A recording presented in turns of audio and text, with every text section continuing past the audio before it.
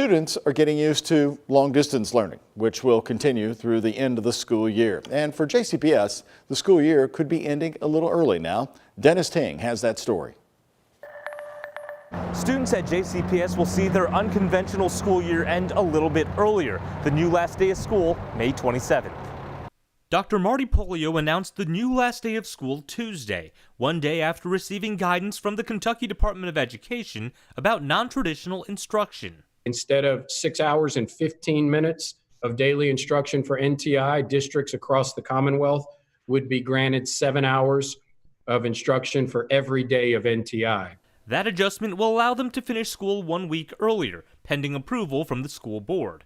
Polio says through 2 weeks there have been some early successes, with 94% of students participating in distance learning in the first week and 93% in the second. 86,000 are interacting with that Google Classroom. And so that's a very positive number that we're proud of, that I know couldn't have happened without those 20,000 Chromebooks being sent out to students. While the early numbers are better than Polio expected, he says there's still a lot of room for growth. JCPS is still working on ways to better measure whether students are actually learning the material, and it's still addressing some issues with students being able to connect with their teachers.